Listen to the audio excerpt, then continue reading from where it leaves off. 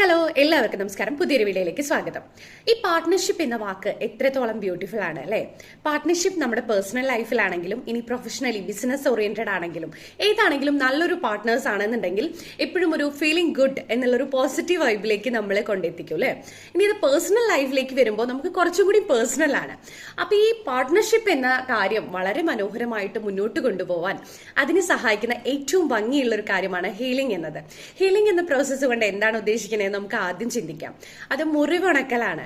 അപ്പൊ തീർച്ചയായിട്ടും ബന്ധങ്ങളിൽ ഏൽക്കുന്ന ഏറ്റവും വലിയ മുറിവ് എന്ന് പറയുന്നത് വാക്കുകൾ കൊണ്ട് നമുക്ക് ഉണ്ടാവുന്ന ക്ഷതങ്ങൾ തന്നെയായിരിക്കും. ഓഫ് കോഴ്സ് നമുക്കറിയാം, രണ്ട് ഡിഫറെന്റ് ആയിട്ടുള്ള പേഴ്സൺസ് ആണ് ഒരു പാർട്ട്ണർഷിപ്പ് ലൈഫിലേക്ക് കടന്നു വരുന്നതും അവരുടെ അഭിപ്രായങ്ങളും ഇഷ്ടങ്ങളും എല്ലാം വ്യത്യസ്തമായിരിക്കും.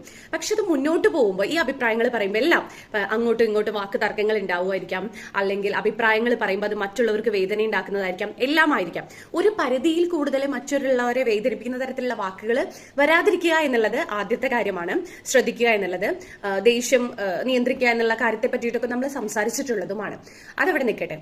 നമ്മൾ സംസാരിച്ച കാര്യങ്ങളിൽ അതിനിപ്പോ ഒരുപാട് ദേഷ്യപ്പെട്ടില്ല, ചെറിയ ചെറിയ കാര്യങ്ങളാണെങ്കിൽ പോലും മറ്റൊരാൾക്ക് വന്നിട്ടുള്ള വേദന അത് സാരല്ലേ അത് പോട്ടെ, അല്ലെങ്കിൽ ആ മൊമെന്റ് കഴിഞ്ഞ് അടുത്ത മൊമെന്റിൽ അടുത്ത കാര്യത്തിന് വേണ്ടി മാത്രം അയാളെ സമീപിക്കുമ്പോൾ അവിടെ ഹീലിംഗ് എന്നുള്ള ഒരു പ്രോസസ്സ് നടക്കുന്നില്ല.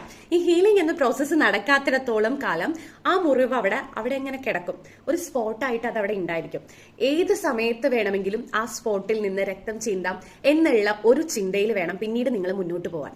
എല്ലാ പ്രശ്നങ്ങൾക്കും സൊല്യൂഷൻ ഉണ്ടാവുമെന്നോ അല്ലെങ്കിൽ ഒരാളുടെ ഇഷ്ടത്തിന് എല്ലാ സമയത്തും നമുക്ക് നിന്നു കൊടുക്കാൻ പറ്റുമെന്നോ അങ്ങനെയൊന്നും അല്ല പറയുന്നത്. പക്ഷെ തമ്മിൽ ഒരു പ്രശ്നം ഉണ്ടായി, സംസാരം കഴിഞ്ഞതിന് ശേഷം ഇന്ന കാര്യത്തിന് വേണ്ടിയിട്ടാണ് നമ്മൾ സംസാരിച്ചത്, അതിൽ ഇന്ന ഡിസിഷൻസ് നമുക്ക് എടുക്കാം, അതായിരിക്കും നമുക്ക് ഫ്യൂച്ചറിലേക്ക് ബെസ്റ്റ്, അല്ലെങ്കിൽ ഇപ്പോ ഇങ്ങനെ ചിന്തിക്കാം നമുക്ക് എന്നുള്ള ഒരു മ്യൂച്വലി കമ്മ്യൂണിക്കേഷൻ വഴി ആ ഒരു കാര്യത്തിനെ ഫൈനലൈസ് ചെയ്ത് എത്തുമ്പോൾ, അല്ലെങ്കിൽ മറ്റൊരാൾക്ക് വേദനിച്ച ഒരു കാര്യത്തെ പറ്റി പറയുമ്പോൾ അത് ഇന്ന കാരണങ്ങൾ കൊണ്ടാണ്, അതിന് നമുക്ക് ഭാവിയിലേക്ക് വരാതിരിക്കാൻ ശ്രദ്ധിക്കാം എന്ന് പറഞ്ഞിട്ടോ, അല്ലെങ്കിൽ വേറൊരാളിൽ നിന്നുണ്ടായ വേദനയ്ക്ക് ഇന്ന കാര്യങ്ങൾ കൊണ്ട് നമുക്ക് അതൊന്ന് ബെറ്റർ ആക്കാം, അല്ലെങ്കിൽ പോട്ടെ ഞാനില്ലേ കൂടെ എന്നൊക്കെ പറയുന്ന ഹീലിംഗ് പ്രോസസ്സുകൾ വളരെ വളരെ ഓരോ സാഹചര്യത്തിനനുസരിച്ചും വ്യത്യസ്തമായിരിക്കുന്നുവെങ്കിലും ഈ ഹീലിംഗ് സംഭവിക്കുന്നത് വളരെ നല്ലതാണ് ഒരു ബന്ധത്തിന് എന്നുള്ളതാണ് നമ്മൾ തിരിച്ചറിയേണ്ട കാര്യം.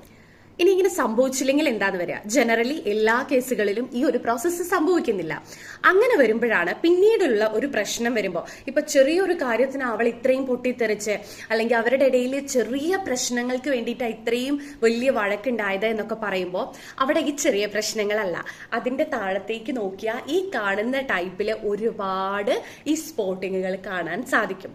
ആ ഉണങ്ങാത്ത മുറിവുകൾ അവിടെ ഇങ്ങനെ കിടന്ന് ഇങ്ങനെ അട്ടി വെച്ച് അവസാനം ഒരു പ്രശ്നം വരുമ്പോൾ അതിൽ നിന്ന് എല്ലാം കൂടി വരുന്ന ആ ഒരു രക്തം ചിന്തല് നമുക്ക് ചിലപ്പോൾ താങ്ങാൻ പറ്റിയെന്ന് വരില്ല. അപ്പൊ അതുകൊണ്ട് ഓരോ സമയത്തും വരുന്ന പ്രശ്നങ്ങൾ അപ്പ പരിഹരിച്ച് മുന്നോട്ട് പോയാൽ പിന്നീട് അതൊരു ഓർമ്മയായിട്ട് നിലനിൽക്കില്ല. ഈ ഓർമ്മകൾ നിലനിന്നാൽ മാത്രമേ പിന്നീട് ഒരു പ്രശ്നം വരുമ്പോൾ അന്ന് നിങ്ങൾ എന്നോട് അങ്ങനെ ചെയ്തത് കൊണ്ടാണല്ലോ, അല്ലെങ്കിൽ അന്ന് നിങ്ങൾ അങ്ങനെയല്ലേ ചെയ്തത് എന്നൊക്കെ പറയേണ്ട ഒരു സാഹചര്യം വരുന്നുള്ളൂ. നേരെ മറിച്ച് അത് പറഞ്ഞ് പരിഹാരം കണ്ടെത്തിയ ഒരു കാര്യമാണെങ്കിൽ പിന്നീട് അത് ഓർമ്മയാക്കിയിട്ട് സൂക്ഷിക്കില്ല. സ്ത്രീകളെ പറ്റിയിട്ട് പൊതുവേ പറയുന്ന ഒരു കാര്യമാണ്, അവക്കെല്ലാം അങ്ങനെ മനസ്സിൽ സൂക്ഷിച്ചെടുത്തു വെക്കാനുള്ള ഒരു കഴിവുണ്ട്, ആവശ്യത്തിനനുസരിച്ച് ഇതെല്ലാം പ്രയോഗിക്കുമെന്ന്. ഈ പ്രയോഗിക്കപ്പെടുന്നത് ഇത്തരം ഹീൽ ചെയ്യപ്പെടാത്ത മുറിവുകളാണ് എന്നുള്ളത് ഇനിയെങ്കിലും ഒന്ന് ഓർക്കുക. അതുകൊണ്ട് പരമാവധി മാക്സിമം കമ്മ്യൂണിക്കേറ്റ് ചെയ്തുകൊണ്ട് അങ്ങോട്ടും ഇങ്ങോട്ടും നമുക്കൊരു താങ്ങും തണലുമായിട്ട് മുന്നോട്ട് പോകുമ്പോൾ മാത്രമേ പാർട്ട്ണർഷിപ്പ് എന്ന വാക്കിന്റെ ഏറ്റവും ഭംഗിയായിട്ടുള്ള അർത്ഥത്തോട് കൂടിയിട്ട് നമുക്ക് ജീവിക്കാൻ സാധിക്കുള്ളൂ. എല്ലാവർക്കും അങ്ങനെ ജീവിക്കട്ടെ എന്ന് ആശംസിക്കുന്നു. Thank you.